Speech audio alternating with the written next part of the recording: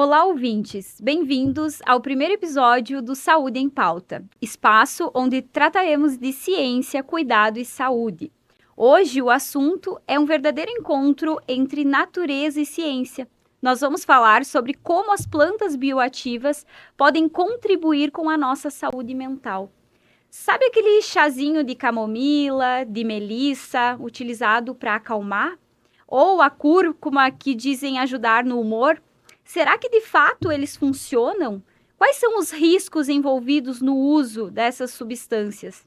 E claro, vamos também falar de um tema que está em alta, a cannabis medicinal. E o que a ciência vem mostrando sobre o uso dessas substâncias como recurso terapêutico? Então, para esclarecer essas e outras dúvidas, receberemos a professora doutora Estela Rates, professora, então, com graduação em farmácia pela Universidade Federal do Rio Grande do Sul, especialização em farmacologia de produtos naturais pela Universidade Federal do Mato Grosso, Escola Paulista de Medicina, Unifesp, doutorado em ciências psicobiologia pela Universidade Federal de São Paulo, e professora titular aposentada da Faculdade de Farmácia da Universidade Federal do Rio Grande do Sul. E também foi pesquisadora do CNPq até o ano de 2022. Então, a professora Estela tem uma ampla experiência em neuropsicofarmacologia e farmacologia de produtos naturais, é referência no estudo de plantas bioativas e saúde mental. Professora Estela, seja muito bem-vinda ao nosso primeiro episódio do Saúde em Pauta. É um prazer recebê-la neste dia.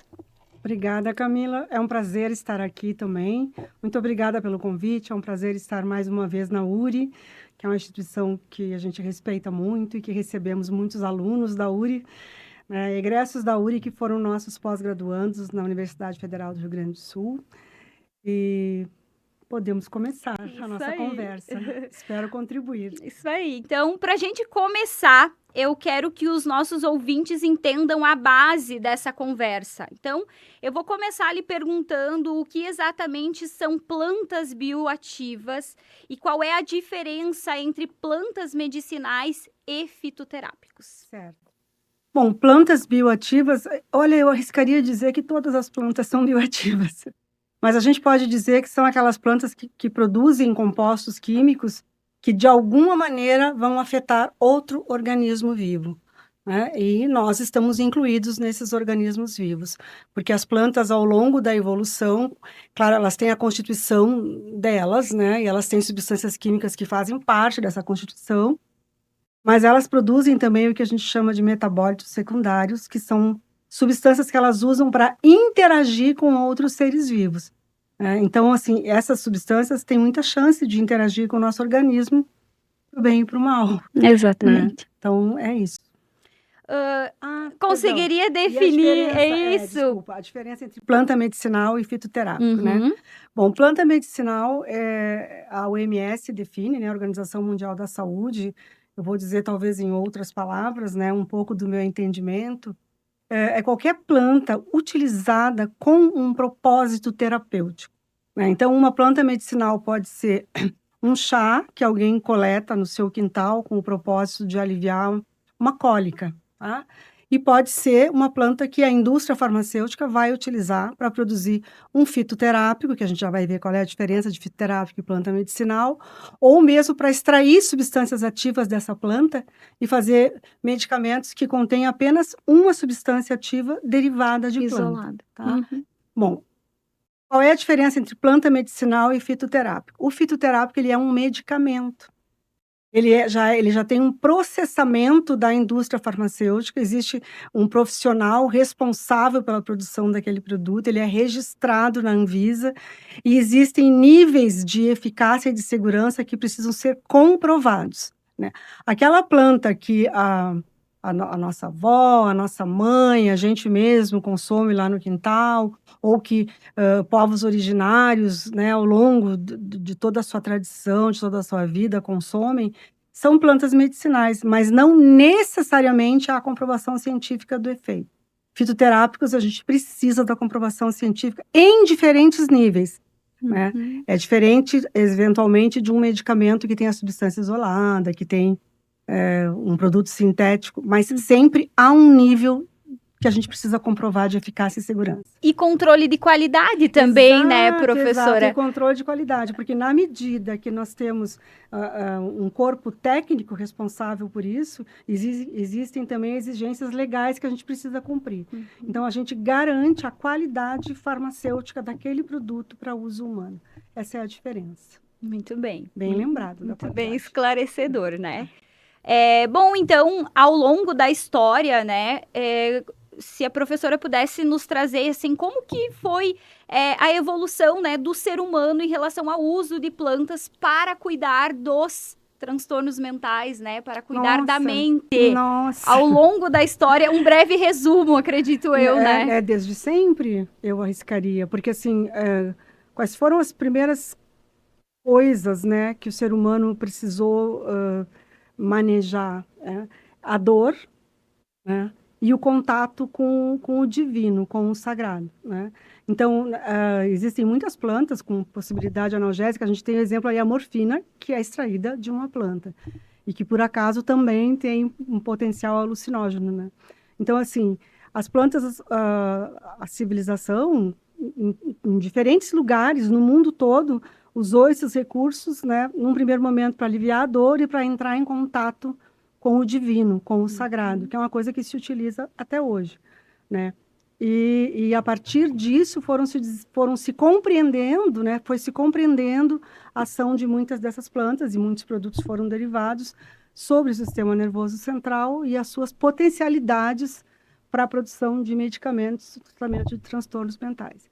Algumas evoluíram não é uma boa palavra, se transformaram em medicamentos, e outras permaneceram naquela situação ritualística. Tem a ver com saúde mental, né? Tem a ver com saúde mental, né? A pessoa estar conectada com as suas crenças, se sentir segura, se sentir pertencendo ao ambiente, tem a ver com saúde mental. Muito bem. É um conhecimento, então, que a gente carrega há muitos Exatamente. séculos. Eu diria que é uma coevolução. Muito bem. Então, agora, a gente pode, eu acho que, ir entrando, então, nas plantas mais conhecidas, né? Então, hoje a gente vê uma crescente, né, dos transtornos relacionados, né, à saúde mental, como ansiedade, depressão. O nosso estado do Rio Grande do Sul tem dados digo até alarmantes, né? A gente tem aí alguns dados do ano passado, então o maior número de afastamento, né, das pessoas no seu reduto de trabalho foram atribuídas a transtornos como ansiedade e depressão. E isso é um dado bem significativo e que a gente precisa também falar sobre esses dados e como, né, a gente pode, como profissional de saúde, encontrar maneiras, né, de, eu acho que explanar também para a população e sair, né, de alguns mitos aí. Então, acho que a gente pode falar sobre essas plantas, né, como essas plantas vêm sendo usadas na ansiedade, no estresse, na depressão, e citar também, prof, estudos consistentes, né, explicar como que elas atuam, o que tem evidência científica, o que não tem, né, muito nessa questão, porque a população, ela usa as plantas de forma, por um conhecimento, né, que vem da família, do avô, do vizinho, que indica, mas ela, às vezes, não tem o conhecimento de fato, né, se tem eficácia ou não essas substâncias. Ocorre assim, o uso tradicional de plantas, né, esse que vem dos povos originários e que depois foi se transformando aos poucos em os quilombolas, os povos ribeirinhos, as comunidades rurais, esse uso tradicional, ele é, para nós, cientistas, uma informação muito importante, muito, muito, muito. Muitos dos medicamentos desenvolvidos até hoje, seja fitoterápicos, seja fármacos isolados, eles foram desenvolvidos a partir da observação criteriosa e respeitosa desse uso tradicional. Então, isso é um dado importante. Mas também houve muita transformação desse uso tradicional ao longo do tempo. Sabe aquela história de que quem conta um conto aumenta um ponto? E, às vezes, os usos que a gente vê hoje em comunidades rurais, ele está muito afastado daquele uso primeiro, né? Por vários aspectos, né? pelo que houve da colonização do país, depois pelos aspectos de industrialização, de falta de acesso ao cuidado de saúde, né, em zonas mais distantes, por influência mercadológica, né, publicidade, então vários aspectos. Então, muitas vezes as pessoas utilizam de forma não adequada, né, ou utilizam sem que haja eficácia. Apesar da ciência ter comprovado a ineficácia, as pessoas continuam utilizando. Mas é muito interessante que tu estava falando aqui e eu fiquei vendo, assim, sabe, realmente uma relação de dois caminhos, né? O quanto seria e é importante que se entrelacem e se retroalimentem a informação do uso popular e do uso tradicional com a informação científica, né? Porque uma é muito importante para a outra, não são coisas opostas, são coisas que devem se complementar, se acrescentar.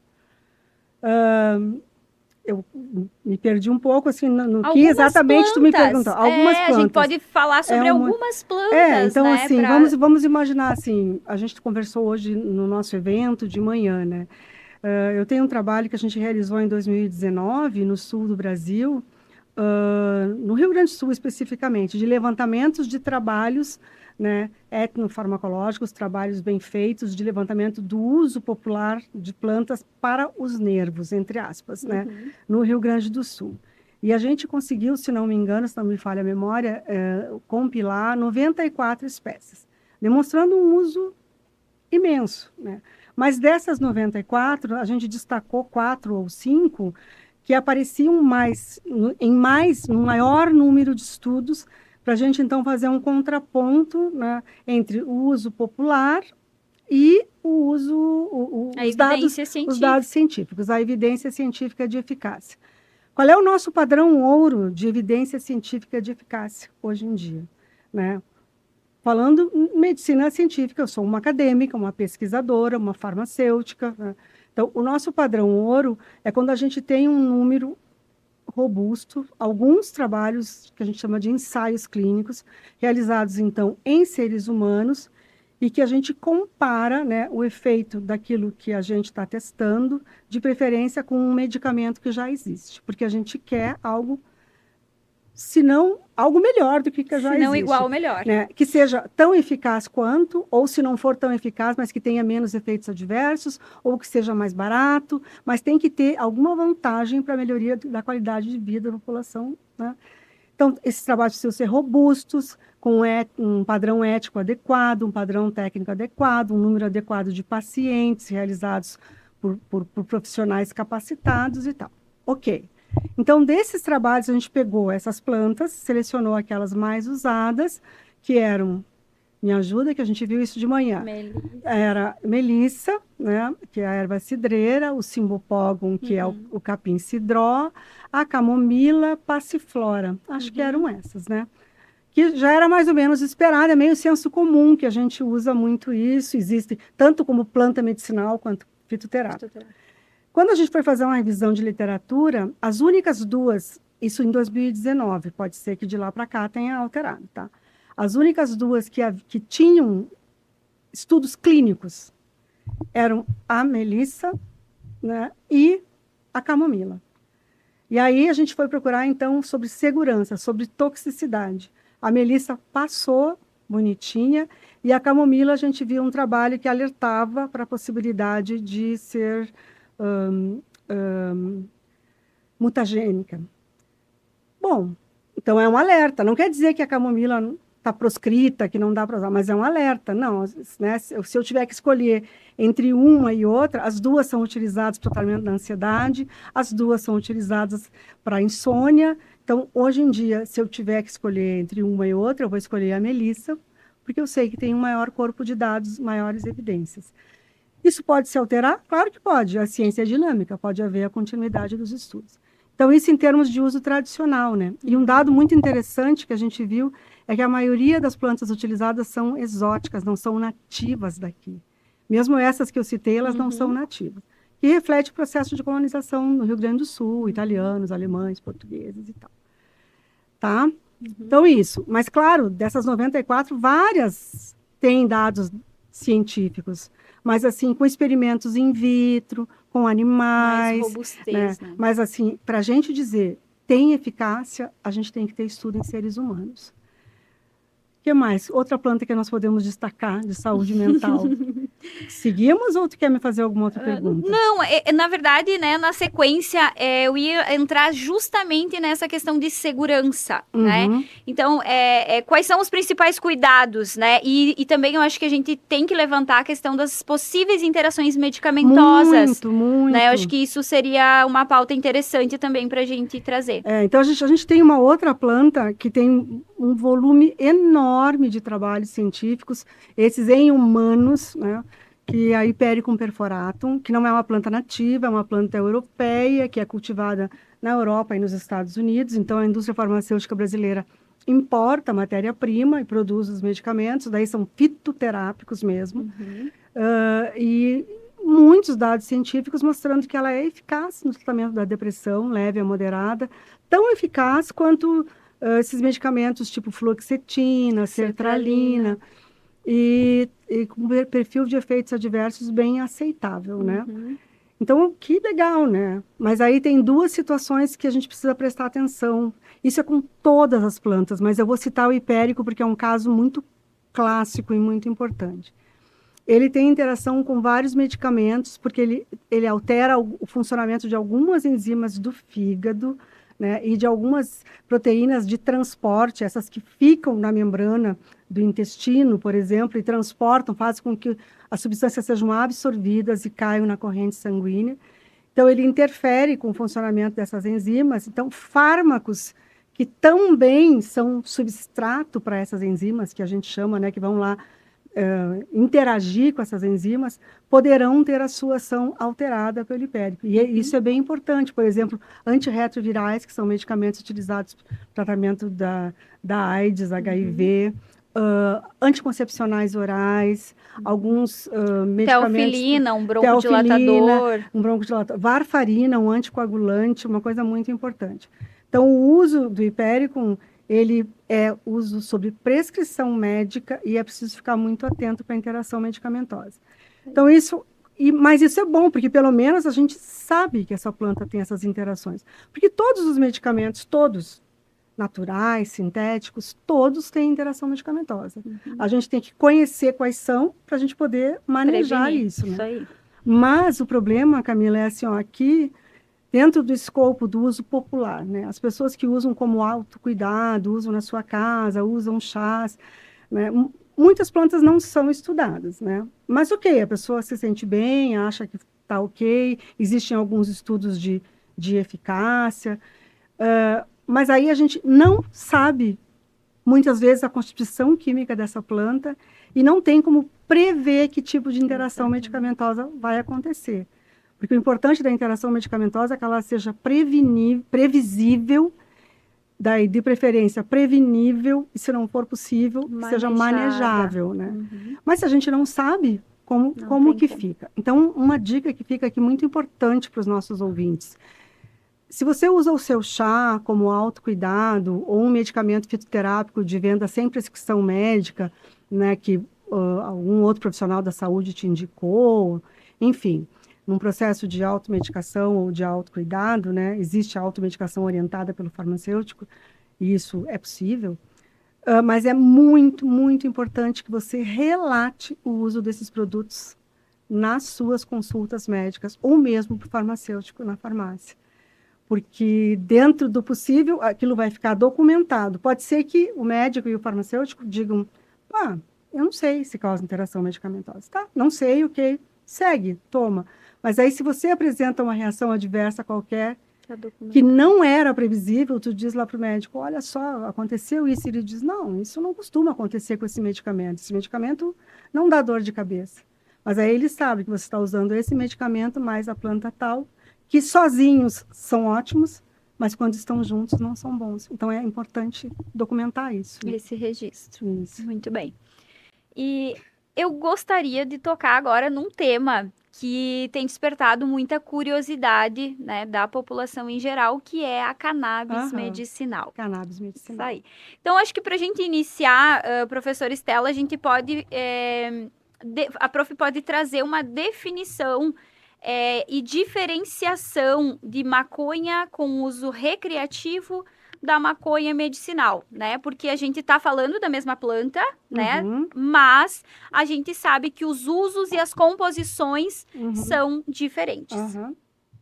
Bom, a maconha com uso recreativo, para começar, ela não tem controle de qualidade nenhum, né? Ela vem de qualquer lugar, as pessoas adquirem de uma forma que não é legalizada, enfim. Então, nunca a pessoa vai saber exatamente o que tem ali dentro, né? Vai variar, ela pode consumir num dia uma coisa de uma procedência, no outro dia outra, e ela não vai saber o que tem ali dentro.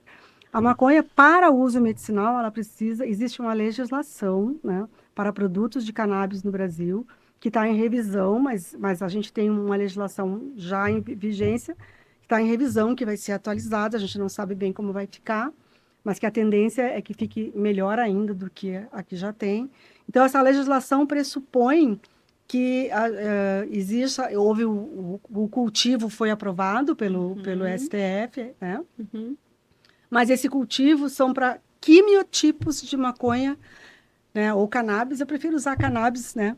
De cannabis para quimiotipos que produzam prioritariamente canabidiol. Porque, né, ela tem muitos compostos ativos dentro dela, entre eles dois que eu vou destacar, o canabidiol e o delta-9-THC. Então, o delta-9-THC é o responsável pelo efeito que as pessoas que utilizam com finalidade recreativa desejam, Busca. né? Sei lá, alegria, relaxamento, sono, sei lá, o que as pessoas desejam, tá? Eventualmente, algum tipo de alucinação. É raro, porque a cannabis não é alucinógena, mas, enfim, não é classificada como alucinógena. E o canabidiol é o responsável pela maioria dos efeitos terapêuticos que, sim, a cannabis pode ter, né? Então, é necessário que haja uma concentração definida de canabidiol e uma concentração definida de THC. A legislação não aceita que tenha uma concentração superior a 0,2% de THC, salvo para casos extremos, cuidado paliativo em paciente terminal, para dor ou para o relaxamento, enfim, tá? Uhum. Bom, existe uma série de usos propostos, né, para cannabis. Uhum. Muitos mesmo, né? Ansiedade, depressão, dor neuropática, náuseas decorrentes da quimioterapia, epilepsia, esclerose múltipla, né? Espasticidade da esclerose múltipla, várias propostas, esquizofrenia, várias propostas. Então, assim, o que a gente tem de corpo de evidência científica robusto, forte até hoje, é para epilepsia refratária em crianças, mas daí é o uso do canabidiol, de preferência isolado, então tem medicamentos que são apenas canabidiol. A gente, depois, um uso também bem documentado, bem robusto, para diminuir a espasticidade que acontece na esclerose múltipla, que é uma coisa grave, importante, é um uso bem documentado. Também o canabidiol é o principal responsável, mas daí o produto que tem no mercado é uma mistura de canabidiol numa concentração maior e de THC. Um uso bem documentado daí pode ser da cannabis, inclusive a planta, né, porque pode ter THC para o uso da náusea, né, em quimioterapia. Uhum. Então, são usos que são bem documentados. Mas, assim, precisa de prescrição médica, a responsabilidade é do médico de definir, né, qual paciente vai utilizar e para quê, com base nos dados científicos que ele conhece, tá? E, então, o que a gente vê, existem várias formulações aí, né, óleo, existe o próprio, né, no Brasil a gente tem um medicamento registrado, que é uma mistura de canabidiol e THC, 1 para 1, Uhum. tá? Outros têm canabidiol, acho que tem que importar, é um negócio caro, né? É um negócio que está avançando, existem muitos estudos, mas tem uma cautela que eu queria deixar muito evidente aqui também, que é para o uso da planta, né? Mesmo uso ou como medicinal ou recreativo da planta, que é em adolescentes e jovens adultos. É preciso ter muita cautela, porque existem estudos demonstrando que pode haver uma relação entre esse uso na adolescência.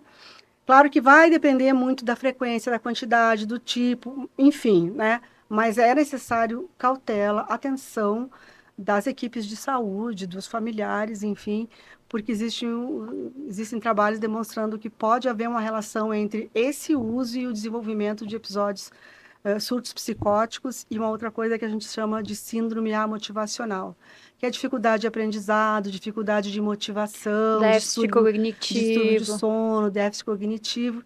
Então é preciso uma atenção, né? Eu acho que a Uhum, cannabis é uma planta maravilhosa porque ela mostra todas as possibilidades, né?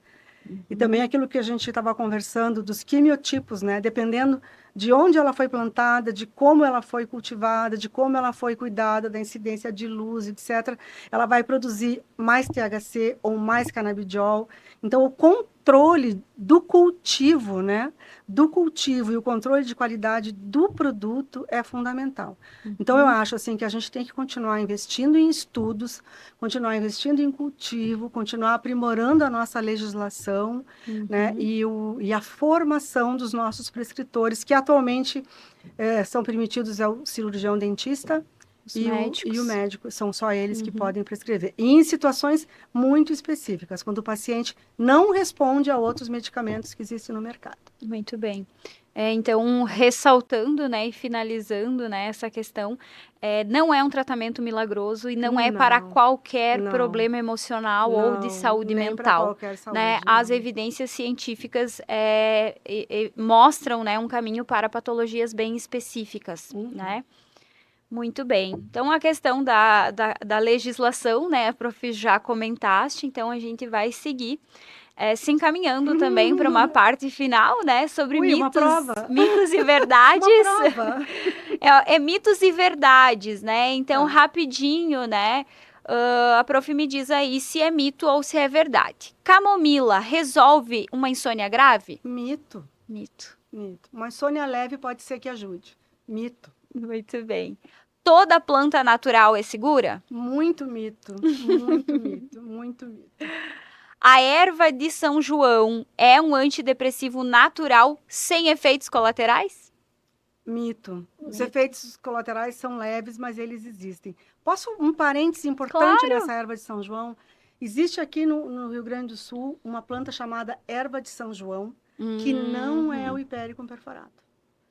O hipérico perforato não é nativo daqui, ele não acontece aqui, tá? Então, ele não é antidepressivo. A erva de São João que a gente tem aqui, esqueci o nome científico agora, me desculpa, mas ela é uma outra planta sobre a qual, tanto quanto eu saiba, a gente ainda não tem estudos. É o nome popular que é igual, mas não é a mesma Uhum. planta, Muito bem tá? lembrado. Chás calmantes funcionam O imediatamente? que que é o imediatamente? Depende também, né, Não, da eu ia dizer interpretação. depende. Alguns podem dar um relaxamento imediato, sim, tá? Uhum. Mas tem um específico que é produzido com valeriana officinalis, que aí normalmente é um fitoterápico. Tem o chá também, mas é padronizado. Esse não funciona imediatamente. Ele precisa de um tempo de mais ou menos, tem que ser tomado continuamente por uns 15 dias para que ele funcione. Mas outros chás, como melissa, camomila, passiflora, têm um efeito leve e mais ou menos imediato. Assim, Imediato. tomar para dormir, né? Antes de, Uhum. de dormir e tal. Muito bem.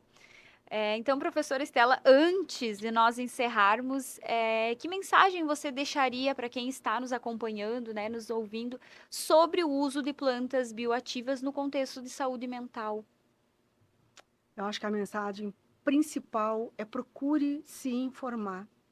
Não acredite em qualquer coisa, né? Eu acho que sim, existem situações que elas podem ser úteis. A gente citou algumas poucas aqui, né? Mas assim, procure se informar. Não acredite em qualquer informação rápida que você encontra na internet, né? Procure se informar com um profissional da saúde ou então com aquele uso tradicional muito bem estabelecido de geração para geração na sua comunidade. Muito bem. Isso. Então, gostaríamos de agradecer, né, pela sua participação, por trazer tanta clareza, né, sobre esse tema que tem sido amplamente discutido, né, não só na academia, mas pela população de forma geral. Com toda certeza, né, foi de grande valia. E se você gostou desse episódio, compartilhe com quem pode se beneficiar a respeito desse assunto e acompanhe os nossos próximos episódios do Saúde em Pauta. Até a próxima! Obrigada.